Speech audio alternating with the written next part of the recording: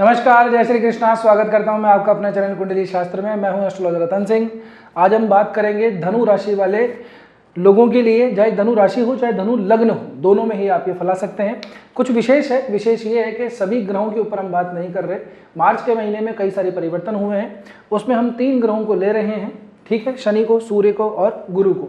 इन 3 का नक्षत्र परिवर्तन हुआ है, कोई अस्त हुआ है, कोई मार्गी हुआ है, कोई निराशि परिवर्तन किए, इसका क्या इम्पैक्ट पड़ेगा, हम इसके ऊपर ही आज बात करेंगे, ठीक है ना। तो सबसे पहले आप लोग गुरु को ही देख लीजिए। गुरु वो इसलिए क्योंकि एक तो आपके ही राशि बनते हैं, इसलिए गुरु क्या हुए हैं, गुरु 11 मार्च के दिन जो है गुरु मार्गी हुए हैं। राशि नहीं बदली है, स्थान नहीं बदला है, भाव नहीं बदला है, गुरु ने अपनी गति, अपनी चाल को बदला है। गुरु पहले वक्री थे, 11 नवंबर को ये वक्री हुए थे, तो दिसंबर, जनवरी, फरवरी और मार्च, लगभग 4 महीने के बाद, 120 दिनों के बाद में गुरु जो है वो मार्गी हुए हैं। तो वक्री होने से क्या प्रभाव पड़ता है? वक्री जल्दी से थोड़ा समझ लीजिए। वक्री ग्रह का मतलब ये होता है कि हमें प्रतीत होता है कि वो ग्रह रिवर्स चल रहा है, उल्टा चल रहा है। जब कोई ग्रह उल्टा चलता है, रिवर्स चलता है, तो उसका इम्पैक्ट थोड़ा डिले हो जाता है, स्लो हो जाता है, ठीक है ना। और कई बार कई ग्रंथों के अंदर ऐसा भी है कि वो अपने पीछे वाले जो भाव है उसका भी इम्पैक्ट देने लगता है। तो इस 4 महीने के दौरान अगर आपको कुछ ऐसी समस्या हो, ऑफिस के अंदर ऑफिस पॉलिटिक्स का शिकार हो, कर्जे वगैरह थोड़े से बढ़ गए हों या लेने पड़ गए हों, तो आप समझ लीजिएगा कि पीछे वाला भाव का इम्पैक्ट भी आपको गुरु के वक्री की वजह से मिल रहा था, ठीक है ना। तो ये मार्गी हो गए। अब ये जो नेचुरल इम्पैक्ट है इनका, उसी के हिसाब से फल देंगे। वैसे गुरु जो है अभी अतिचारी चल रहे हैं। अतिचारी का मतलब होता है ओवर स्पीड से चल रहे हैं एक तरीके से, है ना, क्योंकि गुरु अमूमन 12 साल के अंदर एक पूरा चक्कर लगाते हैं, लेकिन गुरु अभी अतिचारी में तो 7-8 साल के अंदर ही पूरा चक्कर पूरा हो जाने वाला है। उस स्पीड से चल रहा है बेसिकली, ठीक है ना। इसको हम अतिचारी कहते हैं। बहरहाल तो गुरु सप्तम भाव के अंदर है। सप्तम भाव के अंदर ये जो है मार्गी हुए हैं। तो सबसे पहले बिजनेस जो लोग करते हैं, जो व्यापार करते हैं, उन लोगों के लिए थोड़ी सी अच्छी खबर है। रिजल्ट नहीं आ रहा है व्यापार के अंदर, मंदी चल रही है, काम तो बहुत कुछ हो रहा है, पेमेंट भी है, लेकिन पेमेंट अटक रहा है रास्ते के अंदर, मतलब मोर देन यूजुअल टाइम के लिए अटक रहा है ना। क्योंकि बहुत सारे इंडस्ट्रीज ऐसी हैं जिसके अंदर क्रेडिट पे काम चलता है, तो 1 महीने 2 महीने का उधार चलता ही है बेसिकली। लेकिन अगर ऐसा नहीं है ना, आपके ज़्यादा समय से पैसा अटका हुआ है, तो गुरु के इस मार्गी होने से आपको थोड़ा सा पेमेंट अब आपका थोड़ा सा टाइम पे आने लगेगा। पहली बात, व्यापार के अंदर जो थोड़ी स्लोनेस है वो थोड़ी सी आपकी वृद्धि होगी, स्थायित्व उसके अंदर बढ़ेगा, सबसे इंपॉर्टेंट बात ये है, ठीक है। सेम टाइम पे अगर हम दाम्पत्य जीवन की अगर बात करें, मैरिज लाइफ रिलेशनशिप की बात करें, तो अगर डिस्टेंस बढ़ा हुआ है, बातचीत या तो हो नहीं रही है या दूरियां हैं, तो अभी जो है वो दूरियां थोड़ी सी कम होने वाली है, बातचीत थोड़ी सी बढ़ जाएंगी, ठीक है। मार्गी होने से ये इम्पैक्ट पड़ेगा, यानी कि गुरु का जो रिजल्ट आना चाहिए, आपको जो मिलना चाहिए वो टाइम पे मिल जाएगा, ठीक है ना। ऑन टाइम डिलीवरी वाली बात है यहाँ पे। अब बात करें, देखिए इस राशि, इस स्थान के मालिक की, तो ये है बुध, मिथुन राशि। बुध वर्तमान के अंदर कुंभ राशि के अंदर है। ये 21 मार्च के आसपास जो है मार्गी हो जाएंगे। अभी वक्री चल रहे थे, तो 21 मार्च के आसपास ये मार्गी हो जाएंगे। कुंभ राशि के अंदर है, राहु यहाँ पे साथ में है, मंगल भी ऑलरेडी यहाँ पे है। तो 3 ग्रह तो कुंभ राशि के अंदर चल रहे हैं, लेकिन हमने उसको भी नहीं लिया है। हम सिर्फ इन 3 ग्रहों के ऊपर ही आज बात करेंगे। एक और इंपॉर्टेंट बात, आपका जो मेन चार्ट है, आपकी जो जन्म पत्रिका है, उसमें ग्रहों की पोजीशन कैसी है, ये सबसे पहले इंपॉर्टेंट है। चाहे मैं ये नहीं कह रहा कि मेरा ही वीडियो देखिए, किसी का भी जब आप वीडियो देखते हैं तो अपने चार्ट को देखिए सबसे पहले कि ग्रहों की पोजीशन कहाँ पर है, फिर उसके बाद में किस ग्रह की दशा, अंतरदशा, प्रत्यंतर दशा चल रही है, ठीक है। उसी से बाद में ही फिर गोचर को, बाकी ग्रहों की स्थितियों को फलाना चाहिए, ठीक है। सबसे इंपॉर्टेंट ये बात है, क्योंकि हर आदमी की दशांतर दशा तो हमको पता नहीं होती, इसलिए जो ग्रहों का गोचर होता है उसी के ऊपर बनाया जाता है कि उसका क्या इम्पैक्ट लोगों के ऊपर पड़ेगा। तो जो जिसकी दशांतर दशा प्रत्यंतर में कुछ ग्रहों का पोजीशन बनी हुई होती है, वो बिल्कुल रिलीवेंट होती है, उनको थोड़ा ज़्यादा ठीक लगता है। और फिर उसके बाद में अलग अलग चीज़ें हैं, कौन सा नक्षत्र है, कौन से डिविजनल चार्ट के अंदर चीज़ों को देखना है, किस टाइप की प्रॉब्लम है, ये सब बातें हैं। अब आम आदमी की बातें समझ में नहीं आती, तो अगर आपकी भी ऐसी कोई प्रॉब्लम है जिसका आप एस्ट्रोलॉजिकल सॉल्यूशन जानना चाहते हैं, तो नीचे कॉन्टैक्ट इन्फॉर्मेशन दी हुई है, आप वहाँ पे आकर के अपना अपॉइंटमेंट बुक करवा सकते हैं, ठीक है। अब आगे बढ़ते हैं। तो गुरु की दृष्टि की अगर बात करें, तो गुरु की 5वीं दृष्टि जो है वो तुला राशि के ऊपर पड़ती है, 11वें भाव के ऊपर, ठीक है। 11वें भाव वैसे भी तरक्की का भाव होता है, ग्रोथ का भाव होता है ना, इच्छा पूर्ति का भाव होता है, मित्रों को भी देखा जाता है, बड़े भाई को भी देखा जाता है, बहुत सारी चीज़ें हैं। तो यहाँ से अब आपको अगर बॉस से अनबन नहीं हो रही है, बॉस से टाइम नहीं मिल पा रहा है, अपने प्रमोशन की अगर बात नहीं कर पा रहे हैं, इंक्रीमेंट की बात नहीं कर पा रहे हैं, समय नहीं हो रहा है, आजकल टाले जा रहे हैं, कोई प्रॉफिट है उसको आना है, लेकिन वो आजकल में समय निकले जा रहा है, तो वो वहाँ से आप लोगों को राहत मिलेगी, यानी कि जो डिलेनेस है वो कम हो जाएगा। गुरु का जो शुभ इम्पैक्ट है वो आप लोगों को पड़ेगा, क्योंकि वैसे भी धनु जो राशि है वो गुरु की मूल त्रिकोण की राशि है, गुरु यहाँ पे सबसे ज़्यादा इम्पैक्ट डालते हैं, ठीक है ना। तो आप लोगों को लाभ के अंदर मतलब काम की ग्रोथ जो है आपकी, अब चाहे वो प्रमोशन से हो, चाहे इंक्रीमेंट से हो, चाहे फाइनेंशियली हो, चाहे सोशली हो, चाहे डेजिग्नेशन से हो, वो ज़रूर से बढ़ेगी। साथ ही के अंदर काम की रिस्पॉन्सिबिलिटी बढ़ेगी, काम का दायरा आप लोगों को बढ़ेगा, थोड़ा सोशल दायरा भी आप लोगों का यहाँ पे बढ़ जाएगा, ठीक है ना। आगे बात करें गुरु की 7वीं दृष्टि जो समसप्तक है वो अपनी धनु राशि मूल त्रिकोण राशि से है, आप ही की ये लग्न आपकी ये राशि बनती है ना, ये अग्नि तत्व की वैसे भी राशि बनती है। तो आपकी पर्सनालिटी के अंदर भी काफ़ी कुछ चेंजेस आएंगे। अगर आप अपने अंदर काफ़ी कुछ अगर डिले थोड़ा चीज़ों को झेल रहे हैं कि यार काम नहीं बन पा रहा है, इच्छा नहीं हो रही काम करने की, खुद से ही टाल देते हैं कि कितना काम करेंगे चलो छोड़ो, और उस चक्कर के अंदर कुछ भी नहीं होता है, या एफर्ट बहुत ज़्यादा मार रहे हैं रिजल्ट नहीं आता है, तो उन सब चीज़ों का जो इम्पैक्ट है वो कम हो जाएगा। आपकी पर्सनैलिटी थोड़ी सी ग्रोविंग होगी, थोड़ी सीकिंग पर्सनैलिटी बनेगी, क्यूरियोसिटी वाली पर्सनैलिटी बनेगी, नॉलेज जो है आपकी बातों के अंदर दिखाई देगी। ऐसा अब आप ज़रूर से देख सकते हैं, और आपके आसपास के जो लोग हैं वो ज़रूर से बता देंगे कि यार बातें तो बड़ी शानदार कर रहे हो, क्या बात है, क्या हो गया है आजकल। तो कुछ नहीं हुआ है, गुरु बस मार्गी हुए हैं, बकरी जो थे वो अब मार्गी हुए हैं, ठीक है ना। तो व्यक्तित्व में इस समय निखार आता है, ठीक। गुरु की 9वीं दृष्टि कुंभ राशि के ऊपर पड़ती है, ये शनि की राशि है, 3रे भाव में पड़ती है, पराक्रम का ये भाव है। कान में गले के अंदर अगर कोई दिक्कत थोड़ी सी आ रही है तो वहाँ से भी थोड़ी सी प्रॉब्लम सॉर्ट आउट होगी, राहत मिलेगी। मैं ये नहीं कह रहा कि पूरी तरह से ठीक होगी, क्योंकि यहाँ पे राहु ऑलरेडी बैठे हैं, मंगल भी यहाँ पे है, इसको हमें बिल्कुल भी नहीं भूलना चाहिए। लेकिन गुरु की शुभ दृष्टि, मार्गी गुरु की शुभ दृष्टि, दृष्टि तो पहले भी थी, लेकिन मार्गी गुरु की जो शुभ दृष्टि है उसका इम्पैक्ट आपके ऊपर पड़ेगा। छोटे भाई बहन जो है उनसे थोड़ी सी ट्यूनिंग सेट होगी, अगर नहीं है तो बिगड़ी हुई है तो थोड़ी सी ट्यूनिंग सेट होगी, थोड़ा सा रिलीफ वहाँ पे मिलेगा। मैं ये कहूँगा कि क्योंकि यहाँ पे कुंभ राशि का तो जो है आप लोगों को थोड़ा सा घाव के ऊपर मरहम ही यहाँ पे प्राप्त होगा। एफर्ट जो आप लोग काम डालते हैं उसका रिजल्ट नहीं आता है, ठीक है ना। या फिर ऐसा है कि एफर्ट डालने कहीं गए, डल कहीं गया, काम करने कुछ गए थे, कर कुछ के आ गए। तो ऐसी सिचुएशन से ओवरकम होने का टाइम थोड़ा सा आप लोगों के लिए गुरु की मार्गी दृष्टि प्रदान करेगी, ठीक है। आपके काम को जो है थोड़ी सी वैलिडिटी भी मिलेगी, रिकग्निशन भी मिलेगा कि नहीं काम तो कर रहे हो, मेहनत तो कर रहे हो, जो मेहनत है उसका रिजल्ट आपको ज़रूर से मिलेगा। गुरु की शुभ दृष्टि का ये इम्पैक्ट जरूर पड़ेगा, क्योंकि आप ही की जो लग्न आपकी या जो राशि धनु राशि है उसके ऊपर गुरु का इम्पैक्ट सबसे ज़्यादा पड़ता है, ठीक है ना। अब बात करते हैं शनि की।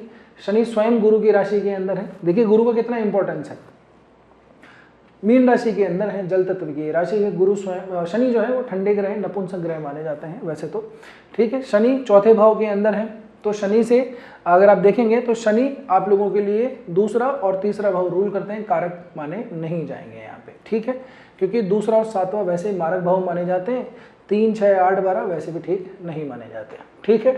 बहरहाल तो यहाँ से अगर आप देखें तो शनि आपकी इस चार्ट के लिए इतने ज़्यादा कारक नहीं बनते हैं, पहली बात। लेकिन अगर आपकी मेन पत्रिका के अंदर शनि अच्छे भाव के अंदर बैठे हुए हैं, ठीक है, शुभ ग्रह गुरु की कोई दृष्टि वहाँ पे नेचुरली आ रही है, मान लीजिए तुला राशि के अंदर अगर गुरु है, शनि है, तो इसका मतलब शनि जो है वो उच्च के हैं, प्रॉफिटेबल हैं, बहुत कुछ आप लोगों को देते होंगे। तो और शनि की अगर कोई ढैया तो खैर नहीं चल रही है आप लोगों पे, शनि की अगर दशा अंतरदशा प्रत्यंतरदशा अगर कोई चल रही है तो भी शनि का इम्पैक्ट ज़्यादा हो जाता है। अब शनि हो गए अस्त, तो अस्त होने से क्या होगा कि उनका जो इम्पैक्ट है वो कम हो जाएगा, पॉजिटिव इम्पैक्ट है वो कम हो जाएगा, नेगेटिव इम्पैक्ट है वो कम हो जाएगा। तो जैसा इम्पैक्ट आपकी पत्रिका दे रही है वैसा इम्पैक्ट आप लोगों को फैलाना है, ठीक है। चौथे भाव रियल इस्टेट का भाव है, असेट्स का भाव है, माता का भाव है, सुख का भाव है, बहुत सारी चीज़ों का है।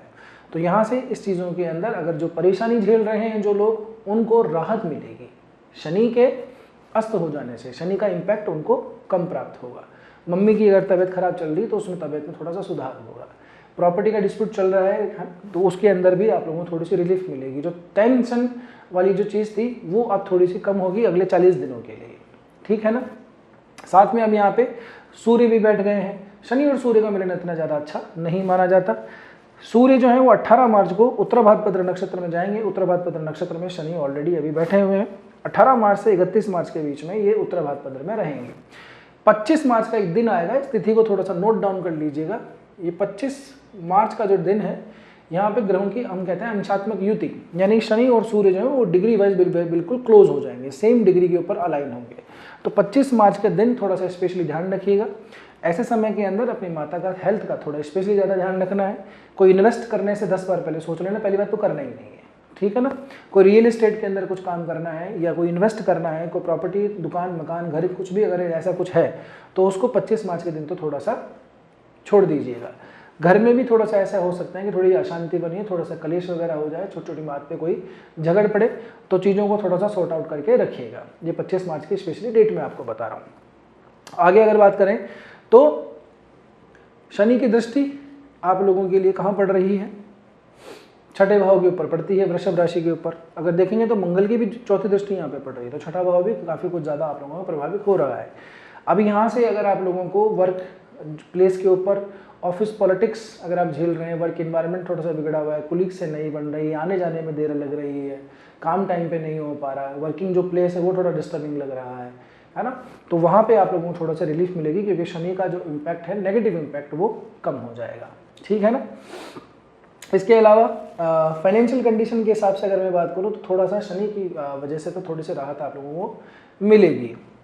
और अगर कोई तकलीफ है जोड़ों के अंदर, नसों के अंदर, न्यूरोलॉजिकली कोई प्रॉब्लम है, तो वहाँ पे भी थोड़े से आप लोगों को रिलैक्स मिल जाएगा। शनि की 7वीं दृष्टि की अगर हम बात करें तो वर्क प्लेस के ऊपर, कन्या राशि के ऊपर पड़ती है। यहाँ पे सूर्य की भी दृष्टि पड़ रही है, ठीक है। यहाँ पे वैसे दशम भाव के अंदर सूर्य जो होते हैं वो दिग्बली होते हैं। सूर्य आप लोगों के लिए त्रिकोण के नवम भाव के स्वामी बनते हैं, तो सूर्य का इम्पैक्ट बहुत ज़्यादा पड़ेगा वर्किंग प्लेस के ऊपर। एक तो शनि की हम जो वर्क इन्वायरमेंट है, वर्क का जो एरिया है ना, उस पर तीसरी दृष्टि है। फिर शनि की 7वीं दृष्टि जो है आप लोगों के वर्किंग प्लेस के ऊपर पड़ रही है, कर्म क्षेत्र के ऊपर पड़ रही है। तो काम के अंदर कुछ डिले है, काम में हो नहीं रहा था टाइम पे, वो थोड़ा सा सॉर्ट आउट होगा। सूर्य की शुभ दृष्टि का प्रभाव आपके ऊपर पड़ेगा, क्योंकि सूर्य आप लोगों के लिए कारक ग्रह बनते हैं, ठीक है ना। 3, 1 और 5 ये जो त्रिकोण में बैठी हुई राशियां हैं, ये अग्नि तत्व की ही राशियां हैं। सूर्य स्वयं अग्नि तत्व का है, उसकी दृष्टि पड़ेगी अपने उस स्थान के ऊपर जहाँ का उसका नैसर्गिक उसको कार्यकत्व भी वैसे भी मिला हुआ है सूर्य को। यहाँ पे सूर्य का स्थान बल सूर्य को प्राप्त होता है, दिग्बली होता है सूर्य यहाँ पे। तो यहाँ पे सूर्य की वजह से पॉजिटिव इंपैक्ट मिलेगा, शनि की वजह से जो नेगेटिव इंपैक्ट है वो थोड़ा कम होगा। तो कुल मिला के बात ये कि आपके हित में ही चीज़ें रहने वाली हैं। काम के अंदर अगर इस समय पे अगर आपको स्विच करना है तो कर सकते हैं, नौकरी बदलनी है तो बदल सकते हैं, अपने प्रमोशन की, इंक्रीमेंट की अगर बात करनी है तो ज़रूर से कर सकते हैं, नई रेस्पॉन्सिबिलिटी लेना चाह रहे हैं तो ज़रूर से ले सकते हैं। जो लोग पॉलिटिक्स के अंदर हैं, सीनियर ब्यूरोक्रेट्स हैं, हायर उस पोजीशन के ऊपर है, मैनेजिंग पोजीशन के ऊपर है, प्राइवेट चाहे कैसी भी कंपनी हो, उन लोगों के लिए भी ये जो समय है काफ़ी वर्क लोड वाला रहने वाला है।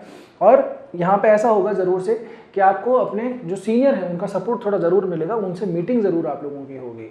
तो कुछ अगर अपनी बात, कहीं पे कोई काम है आपका जो अटका हुआ है, तो उनसे मिल करके उसको सॉर्ट आउट ज़रूर से करवा सकते हैं। इसके बाद में शनि की दृष्टि जो है वो 10वीं दृष्टि फिर से धनु राशि के ऊपर पड़ती है। अगर आप देखेंगे तो आपकी राशि के ऊपर गुरु की दृष्टि है और शनि की भी दृष्टि है, यानी कि दोनों का इम्पैक्ट आ रहा है। अब शनि की दृष्टि का इम्पैक्ट तो पहले भी था, भाव तो बदला नहीं, दृष्टि तो वहीं की वहीं है, गुरु की दृष्टि भी वहीं की वहीं है।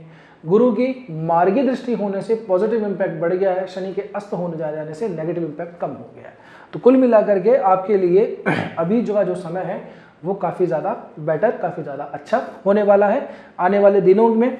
जब तक कम से कम ऐसा है कि शनि जो है वो वापस से उदय अवस्था में नहीं हो जाते, लगभग ये 22 अप्रैल का समय रहेगा, ठीक है ना। इसके बाद में चीज़ें आगे बढ़ेंगी, उसके बारे में अपन आगे से बात कर लेंगे अलग से। लेकिन इन 3 ग्रहों का इम्पैक्ट तो आपके ऊपर ये है। सूर्य का इम्पैक्ट मैंने आपको समझा ही दिया। सूर्य का एक और बात है कि अपने थोड़ा सा इस टाइम पे क्या है, क्योंकि पंचम जो राशि है सिंह राशि, वो 9वें भाव में पड़ती है। ये पिता का भाव भी है, धर्म का भाव भी है। शनि और सूर्य की ये जो युति है, ये बेसिकली कई बार ऐसा होता है कि जो पिता और पुत्र हैं, संतान और उनकी जो पेरेंट्स हैं, उसके अंदर डिस्टर्बेंस को बहुत ज़्यादा बढ़ा देता है।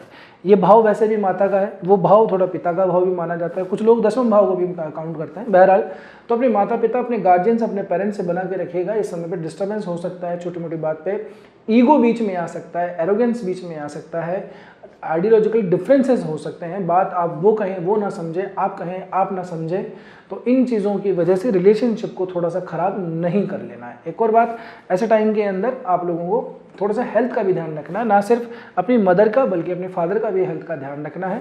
उनको जो भी कोई डिजीज़ है उसका थोड़ा सा प्री चेकअप वगैरह करवा लीजिए, थोड़ा सा सावधानी रखिएगा, दवा वगैरह थोड़ी टाइम पे लेते रहिए, थोड़ा डायग्नोसिस करवानी हो तो करवा लीजिएगा।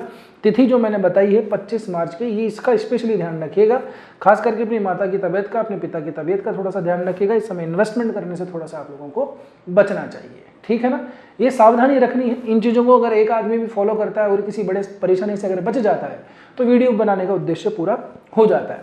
अब आप यहाँ तक पहुँचे हो तो वीडियो ठीक ही लगा होगा, वीडियो ठीक लगा होगा तो लाइक सब्सक्राइब कर दो यार।